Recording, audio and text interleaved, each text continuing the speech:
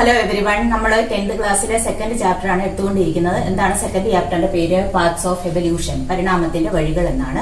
അപ്പൊ ഈ ചാപ്റ്ററിൽ നമ്മൾ എവല്യൂഷനെ കുറിച്ച് പഠിച്ചു. പിന്നീട് അത് കഴിഞ്ഞിട്ട് നമ്മൾ നമ്മുടെ നെർവസ് സിസ്റ്റം അല്ലെങ്കിൽ നാഡീവ്യവസ്ഥയെ കുറിച്ചാണ് പഠിച്ചുകൊണ്ടിരിക്കുന്നത്. അപ്പൊ നെർവസ് സിസ്റ്റത്തിന്റെ പാർട്സ്, ബ്രെയിനും സ്പൈനൽ കോഡും ഒക്കെ പറഞ്ഞു. അതുപോലെ തന്നെ കഴിഞ്ഞ ക്ലാസ്സിൽ നമ്മൾ ട്രാൻസ്മിഷൻ ഓഫ് ഇമ്പൾസസ് ആണ് പഠിച്ചത്, ഇല്ലേ? അതായത് ഇമ്പൾസസ് എങ്ങനെയാണ് ട്രാൻസ്മിറ്റ് ചെയ്യപ്പെടുന്നത്, അപ്പോഴുള്ള ചാർജ് ഡിഫറൻസസ് ഒക്കെ പറഞ്ഞു. അതായത് ഇവിടെ നിന്ന് പറയുന്നത് ഇമ്പൾസസ് ഒരു പാർട്ടിൽ നിന്നും തൊട്ടടുത്ത പാർട്ടിലേക്ക് പോവുക, അല്ലെങ്കിൽ സന്ദേശങ്ങൾ ഒരിടത്ത് നിന്നും അടുത്തടുത്തേക്ക് സഞ്ചരിക്കുക എന്ന് പറയുമ്പോൾ അവിടെ ഇമ്പൾസസ് ഏതുവഴിയാണ് സഞ്ചരിക്കുന്നത്? ന്യൂറോണുകളിലൂടെയാണ്, ഇല്ലേ? അപ്പം ഒരു പാർട്ടിൽ നിന്നും മറ്റൊരു പാർട്ടിലേക്ക് ഇമ്പൾസസ് അല്ലെങ്കിൽ സന്ദേശങ്ങൾ എത്തുന്നത് ഏതുവഴിയാണ്? ഡിഫറെന്റ് ന്യൂറോൺസ് അല്ലെങ്കിൽ പല ന്യൂറോണുകളിലൂടെയാണ്. അപ്പൊ ഇങ്ങനെ ന്യൂറോണുകളിൽ നിന്ന് ഒരു ന്യൂറോണിൽ നിന്ന് തൊട്ടടുത്ത ന്യൂറോണിലേക്ക് എന്ത് പാസ് ചെയ്യുന്നു? ഇമ്പൾസസ് അല്ലെങ്കിൽ ആവേഗങ്ങൾ പാസ് ചെയ്യുന്നു. അപ്പൊ ഇവിടെ നിന്ന് പറയുന്നത് ഒരു ന്യൂറോണിൽ നിന്നും എന്ത് ചെയ്യുന്നു? ഇമ്പൾസസ് അല്ലെങ്കിൽ മെസ്സേജസ് തൊട്ടടുത്ത ന്യൂറോണിലേക്ക് പോകുന്നു, ഇല്ലേ? ആ ഭാഗത്തെ വിളിക്കുന്ന പേരാണ് സിനാപ്സ് എന്ന് വിളിക്കുക. എന്താണ്? സിനാപ്സ്. സിനാപ്സ് എന്ന് പറഞ്ഞു കഴിഞ്ഞാൽ the part from where impulses are transmitted from one neuron to another neuron. അതായത് ഒരു ന്യൂറോണിൽ നിന്നും അടുത്ത ന്യൂറോണിലേക്ക് ഇമ്പൾസസ് ട്രാൻസ്മിറ്റ് ചെയ്യുന്ന ആ പാർട്ടിനെ, ആ ഭാഗത്തെ വിളിക്കുന്ന പേരാണ് സിനാപ്സ് എന്ന് വിളിക്കും. അല്ലെന്നുണ്ടെങ്കിൽ the junction between two neurons, അതായത് രണ്ട് ന്യൂറോണുകൾക്കിടയിലുള്ള ജംഗ്ഷനെ വിളിക്കുന്ന പേരാണ് എന്ത് വിളിക്കും?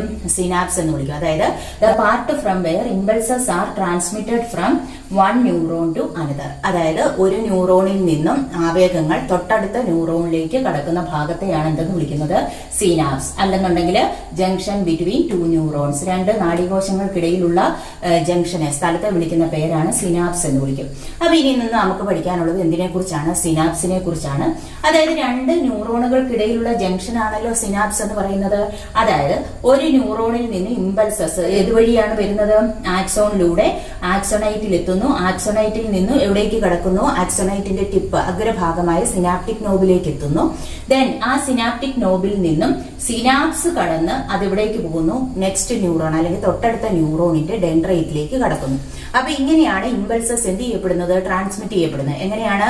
അതായത് ഒരു ന്യൂറോണിന്റെ ആക്സോണൈറ്റിന്റെ ടിപ്പായ സിനാപ്റ്റിക് നോബിൽ നിന്നും തൊട്ടടുത്ത ന്യൂറോണിന്റെ ഡെൻഡ്രൈറ്റിലേക്കാണ് ഇമ്പൾസസ് ട്രാൻസ്മിറ്റ് ചെയ്യപ്പെടുന്നത്. അപ്പൊ ഇവിടെ ഇതെന്ന് പറയുന്നത് എന്താണ്? ആക്സോണൈറ്റിന്റെ ടിപ്പ്, അഗ്രഭാഗമായ സിനാപ്റ്റിക് നോബ്, അതായത് ഒരു ന്യൂറോണിന്റെ സിനാപ്റ്റിക് നോബ്, ദെൻ തൊട്ടടുത്ത ന്യൂറോണിന്റെ ഡെൻഡ്രൈറ്റ്, ഇല്ലേ? അപ്പൊ ആ ഒരു ന്യൂറോണിന്റെ സിനാപ്റ്റിക് നോബിൽ നിന്നും തൊട്ടടുത്ത ന്യൂറോണിന്റെ ഡെൻഡ്രൈറ്റിലേക്കാണ് ഇമ്പൾസസ് എത്തുന്നത്. അപ്പൊ അതെങ്ങനെയാണെന്ന് നമുക്കൊന്ന് നോക്കാം. അതായത് ഈ സിനാപ്റ്റിക് നോബ് എന്ന് പറയുമ്പോൾ സിനാപ്റ്റിക് നോബിനകത്തില് വെസിക്കിൾസ് ഉണ്ട്, ചെറിയ സഞ്ചികൾ അല്ലെങ്കിൽ കുമിളകൾ പോലെയുണ്ട്. ഈ സിനാപ്റ്റിക് വെസിക്കിൾസിനുള്ളിൽ എന്ത് നിറഞ്ഞിരിക്കുന്നു? ന്യൂറോ ട്രാൻസ്മിറ്റേഴ്സ് നിറഞ്ഞിരിക്കുന്നു. അപ്പൊ നമുക്കറിയാം ന്യൂറോ ട്രാൻസ്മിറ്റർ എന്താണെന്നൊക്കെ നമ്മൾ നേരത്തെ പഠിച്ചിട്ടുണ്ട്. സിനാപ്റ്റിക് നോബ് പ്രൊഡ്യൂസ് ചെയ്യുന്ന കെമിക്കൽസ് ആണ് എന്തെന്ന് പറയുന്നത്? Neuro transmitter. അപ്പൊ ഇവിടെ നിന്ന് പറയുന്നത് ഇമ്പൾസസ് എവിടേക്ക് എത്തുന്നു? സിനാപ്റ്റിക് നോബിലേക്ക് എത്തുന്നു. ഇനി ഈ സിനാപ്റ്റിക് നോബിനകത്തിൽ എന്തുകൊണ്ട്? സിനാപ്റ്റിക് വെസിക്കിൾസ് അല്ലെങ്കിൽ ചെറിയ സഞ്ചികളുണ്ട്. ആ സഞ്ചികൾക്കുള്ളിൽ എന്ത് നിറഞ്ഞിരിക്കുന്നു? Neuro transmitter. ഇനി ഈ സിനാപ്റ്റിക് നോബ് എന്ന് പറയുമ്പോൾ ഈ സിനാപ്റ്റിക് നോബിന്റെ മെമ്പറൈനെ വിളിക്കുന്ന പേരാണ് പ്രീ സിനാപ്റ്റിക് മെമ്പറൈൻ എന്ന് വിളിക്കുക. അതായത് സിനാപ്സിന് തൊട്ട് മുമ്പുള്ള മെമ്പറൈൻ എന്ന് പറയുമ്പോൾ ഏതിന്റെ മെമ്പറൈൻ ആണ്? ഏതിന്റെ സ്ഥലമാണ്? സിനാപ്റ്റിക് നോബിന്റെ സ്ഥലമാണ്. അതിനെ വിളിക്കുന്ന പേരെന്താണ്? പ്രീ സിനാപ്റ്റിക് മെമ്പറൈൻ അല്ലെങ്കിൽ പ്രീ സിനാപ്റ്റിക് സ്ഥലം. അതുപോലെ തന്നെ ഈ രണ്ട് ന്യൂറോണുകൾക്കിടയിൽ എന്തുകൊണ്ട്? ഒരു ഗ്യാപ്പ്, ഒരു വിടവുണ്ട്, ഇല്ലേ? ഈ വിടവിനെ വിളിക്കുന്ന പേരാണ് സിനാപ്റ്റിക് ക്ലെഫ്റ്റ് എന്ന് വിളിക്കുക. അതായത് രണ്ട് ന്യൂറോണുകൾ തമ്മിൽ ബന്ധിപ്പിക്കുന്ന ഭാഗം, അതിനെയാണ് എന്തെന്ന് വിളിക്കുന്നത്? സിനാപ്സ്. അപ്പൊ ആ സിനാപ്സിനിടയ്ക്ക് എന്ത് കാണും? ഒരു ഗ്യാപ്പ്, ഒരു വിടവ് കാണും. ആ വിടവിനെ വിളിക്കുന്ന പേരാണ് സിനാപ്റ്റിക് ക്ലെഫ്റ്റ്. ദെൻ അടുത്തതെന്ന് പറയുന്നത് നെക്സ്റ്റ് ന്യൂറോണിന്റെ ഡെൻഡ്രൈറ്റ് ആണ് ഈ കാണപ്പെടുന്നത്, ഇല്ലേ? ഈ ഡെൻഡ്രൈറ്റിന്റെ മെമ്പറൈൻ, ടിപ്പിലുള്ള മെമ്പറൈനെ വിളിക്കുന്ന പേരാണ് പോസ്റ്റ് സിനാപ്റ്റിക് മെമ്പറൈൻ. ഇതെന്ന് പറയുന്നത് ഏത് കഴിഞ്ഞിട്ടാണ് വരുന്നത്? സിനാപ്സ് കഴിഞ്ഞിട്ടാണ്, ഇല്ലേ? അതുകൊണ്ടാണ് ഇതിനെ എന്തെന്ന് വിളിക്കുന്നത്? Post synaptic membrane. അപ്പൊ ഇവിടെ എന്ന് പറയുന്നത് ഇമ്പൾസസ് ന്യൂറോണിലൂടെ പാസ് ചെയ്ത് അവസാനം എവിടേക്ക് എത്തുന്നു? അതിന്റെ ടിപ്പ്, അഗ്രഭാഗമായ സിനാപ്റ്റിക് നോബിലേക്ക് എത്തുന്നു. സിനാപ്റ്റിക് നോബിലേക്ക് എത്തുമ്പോൾ ഇവിടെയുള്ള സിനാപ്റ്റിക് വെസിക്കിളിലുള്ള ന്യൂറോ ട്രാൻസ്മിറ്റർ സെക്രീറ്റ് ചെയ്യപ്പെടുന്നു. അപ്പൊ ഈ ന്യൂറോ ട്രാൻസ്മിറ്റേഴ്സ് എവിടോട്ട് എത്തുന്നു? സിനാപ്റ്റിക് ക്ലെഫ്റ്റിലേക്കാണ് സെക്രീറ്റ് ചെയ്യുന്നത്. അപ്പോൾ ഈ പോസ്റ്റ് സിനാപ്റ്റിക് മെമ്പറൈൻ എന്ന് പറയുമ്പോൾ എന്തിന്റെ മെമ്പറൈൻ ആണ്? ഡെൻഡ്രൈറ്റിന്റെ ടിപ്പിലുള്ള മെമ്പറൈൻ അല്ലെങ്കിൽ സ്ഥലമാണ്. ഈ പോസ്റ്റ് സിനാപ്റ്റിക് മെമ്പറൈൻ അല്ലെങ്കിൽ പോസ്റ്റ് സിനാപ്റ്റിക് സ്ഥലത്തിൽ എന്തുകൊണ്ട് റിസപ്റ്റേഴ്സ് അല്ലെങ്കിൽ ഗ്രാഹികളുണ്ട്. റിസപ്റ്റേഴ്സ് എന്ന് പറഞ്ഞു കഴിഞ്ഞാൽ എന്താണ്? സ്റ്റിമുലസ് അല്ലെങ്കിൽ ഉദ്ദീപനങ്ങളെ സ്വീകരിക്കുന്ന സ്പെഷ്യലൈസ്ഡ് സെൽസ്, കോശങ്ങളാണ് അല്ലെ. അപ്പൊ ഇവിടെ ഈ പോസ്റ്റ് സിനാപ്റ്റിക് മെമ്പറൈനിലുള്ള റിസപ്റ്റേഴ്സ് സ്റ്റിമുലേറ്റഡ് ആകും. എന്തുകൊണ്ടാണ്? ഈ ന്യൂറോ ട്രാൻസ്മിറ്റർ എത്തി ഇല്ലേ. എപ്പോഴാണ് ന്യൂറോ ട്രാൻസ്മിറ്റർ സെക്രീറ്റ് ചെയ്യപ്പെടുന്നത്? ഇമ്പൾസസ് സിനാപ്റ്റിക് നോബിലേക്ക് എത്തുമ്പോൾ സിനാപ്റ്റിക് വെസിക്കിളിലുള്ള ന്യൂറോ ട്രാൻസ്മിറ്റർ എവിടേക്ക് എത്തുന്നു? സിനാപ്റ്റിക് ക്ലെഫ്റ്റിലേക്ക് എത്തുന്നു. ന്യൂറോ ട്രാൻസ്മിറ്റർ സിനാപ്റ്റിക് ക്ലെഫ്റ്റിൽ എത്തുമ്പോൾ തൊട്ടടുത്ത പോസ്റ്റ് സിനാപ്റ്റിക് മെമ്പറൈനിലുള്ള റിസപ്റ്റേഴ്സ് സ്റ്റിമുലേറ്റഡ് ആകുന്നു. അപ്പൊ ഇവിടെയുള്ള റിസപ്റ്റേഴ്സ് സ്റ്റിമുലേറ്റഡ് ആയി കഴിഞ്ഞു കഴിഞ്ഞാൽ അവരെന്തിനെ സ്വീകരിക്കും? തൊട്ടടുത്ത ന്യൂറോണിൽ നിന്നും എന്ത് വന്നിട്ടുണ്ട്? അവിടെ ഇമ്പൾസസ് എത്തിയിട്ടുണ്ട് അല്ലേ. അപ്പൊ ആ തൊട്ടടുത്ത ന്യൂറോണിൽ നിന്നും വന്ന ഇമ്പൾസസിനെ ആര് റിസീവ് ചെയ്യും? ഈ റിസപ്റ്റേഴ്സ് റിസീവ് ചെയ്യും. എന്നിട്ട് അതിനെ ഏതുവഴി കടത്തിവിടും? ഈ ഡെൻഡ്രൈറ്റിലൂടെ കടത്തിവിടും. അപ്പൊ ഇങ്ങനെയാണ് ഇമ്പൾസസ് ഏതുവഴി കടന്നു പോകുന്നത്? സിനാപ്സിലൂടെ കടന്നു പോകുന്നത്. അപ്പൊ എന്താണ് സിനാപ്സ് എന്ന് പറഞ്ഞു കഴിഞ്ഞാല് നമുക്കറിയാം ഡിഫറന്റ് ന്യൂറോൺസിലൂടെയാണ് ഇമ്പൾസസ് ട്രാൻസ്മിറ്റ് ചെയ്യപ്പെടുന്നത്. അപ്പം ഒരു ന്യൂറോണിൽ നിന്നും ഇമ്പൾസസ് തൊട്ടടുത്ത ന്യൂറോണിലേക്ക് കടക്കുന്ന ഭാഗത്തെയാണ് എന്തെന്ന് വിളിക്കുന്നത്? സിനാപ്സ് ഇല്ലേ. The part where the impulses are transmitted from one neuron to another neuron. ഒരു ന്യൂറോണിൽ നിന്നും ആവേഗങ്ങൾ തൊട്ടടുത്ത ന്യൂറോണിലേക്ക് കടക്കുന്ന ഭാഗമാണ് സിനാപ്സ്. അപ്പൊ ഈ സിനാപ്സ് എന്ന് പറയുമ്പോൾ അവിടെ ഒരു ഗ്യാപ്പ്, ഒരു വിടവ് കാണാം. ആ വിടവിനെ എന്താണ് വിളിക്കുന്നത്? Synaptic cleft. ഇമ്പൾസസ് സിനാപ്റ്റിക് നോബിലേക്ക് എത്തുമ്പോൾ സിനാപ്റ്റിക് വെസിക്കിളിലുള്ള ന്യൂറോ ട്രാൻസ്മിറ്റർ എവിടേക്ക് സെക്രീറ്റ് ചെയ്യപ്പെടുന്നു? സിനാപ്റ്റിക് ക്ലെഫ്റ്റിലേക്ക് സെക്രീറ്റ് ചെയ്യപ്പെടുന്നു. അത് ആരെ സ്റ്റിമുലേറ്റ് ചെയ്യുന്നു? പോസ്റ്റ് സിനാപ്റ്റിക് മെമ്പറൈനിലുള്ള റിസപ്റ്റേഴ്സ്, ഗ്രാഹികളെ ഉദ്ദീപിപ്പിക്കുന്നു. അതിന്റെ ഫലമായിട്ട് ഇമ്പൾസസിനെ ആര് റിസീവ് ചെയ്യും? ഈ റിസപ്റ്റേഴ്സ് റിസീവ് ചെയ്യും. എന്നിട്ട് അത് ഇതുവഴി കടത്തിവിടുന്നു? ഡെൻഡ്രൈറ്റിലൂടെ കടത്തിവിടുന്നു. അപ്പൊ ഇവിടെ എന്ന് പറയുമ്പോൾ ഈ ഡെൻഡ്രൈറ്റ് ഇമ്പൾസസിനെ സ്വീകരിച്ചു. അത് ഡെൻഡ്രോണിലൂടെ, സെൽ ബോഡിയിലൂടെ, ആക്സോണിലൂടെ, ആക്സോണൈറ്റിലൂടെ വീണ്ടും എവിടേക്ക് എത്തുന്നു? സിനാപ്റ്റിക് നോബിലേക്ക് എത്തുന്നു. ആ സിനാപ്റ്റിക് നോബിൽ നിന്ന് എവിടേക്ക് കടക്കുന്നു? അടുത്ത ന്യൂറോണിന്റെ ഡെൻഡ്രൈറ്റിലേക്ക് കടക്കുന്നു. അപ്പൊ ഇങ്ങനെ ഡിഫറന്റ് ന്യൂറോൺസിലൂടെയാണ് എന്ത് പാസ് ചെയ്യുന്നത്? ഇമ്പൾസസ് പാസ് ചെയ്യുന്നത്. അപ്പം ഇമ്പൾസസ് ഒരു ന്യൂറോണിൽ നിന്ന് തൊട്ടടുത്ത ന്യൂറോണിലേക്ക് കടക്കുന്ന ഭാഗത്തെയാണ് എന്തെന്ന് വിളിക്കുന്നത്? സിനാപ്സ്, അല്ലെങ്കിൽ the junction between two neurons is called synapse. അപ്പൊ ഇവിടെ എന്ന് പറയുന്നത് സിനാപ്സിന്റെ ഫംഗ്ഷൻ എന്ന് പറയുന്നത്, അതായത് ഇവിടെ ഇപ്പം ഇമ്പൾസസ് എത്തിയല്ലോ. ഈ ഇമ്പൾസസിനെ ഒരു ഡയറക്ഷനിൽ മാത്രം കടത്തിവിടുന്നത് ആരാണ്? സിനാപ്സ് ആണ്. അപ്പൊ സിനാപ്സ് ഉള്ളത് കൊണ്ടാണ് ഇമ്പൾസസ് ഒരു ഡയറക്ഷനിൽ മാത്രം, ഒരേ ദിശയിലേക്ക് കടത്തിവിടുന്നു ഇല്ലേ. അതായത് ഈ ഇമ്പൾസസ് എവിടോട്ട് തന്നെയാണ് കടന്നു പോകേണ്ടുന്നത്? അടുത്ത ന്യൂറോണിന്റെ ഡെൻഡ്രൈറ്റിലേക്കാണ് കടന്നു പോകേണ്ടത് ഇല്ലേ. അപ്പൊ ഇങ്ങനെ ഒരു ദിശയിലേക്ക് മാത്രം ഇമ്പൾസസ് അല്ലെന്നുണ്ടെങ്കിൽ ആവേഗങ്ങൾ കടത്തിവിടാൻ സഹായിക്കുന്ന ആരാണ്? സിനാപ്സ് ആണ്. അതുപോലെ തന്നെ ഇമ്പൾസസിന്റെ സ്പീഡ് ഇൻക്രീസ് ചെയ്യാൻ സഹായിക്കുന്നു. അതായത് നമുക്കറിയാം ഇവിടെ ഇമ്പൾസസ് അല്ലെങ്കിൽ ആവേഗങ്ങൾ എങ്ങനെയാണ് പോകേണ്ടുന്നത്? വളരെയധികം സ്പീഡിൽ പോകണം ഇല്ലേ. അപ്പൊ ഈ ആവേഗങ്ങളുടെ വേഗത കൂട്ടാനും ആര് സഹായിക്കുന്നുണ്ട്? സിനാപ്സ്. അപ്പൊ എന്തൊക്കെയാണ് സിനാപ്സിന്റെ ഫംഗ്ഷൻ?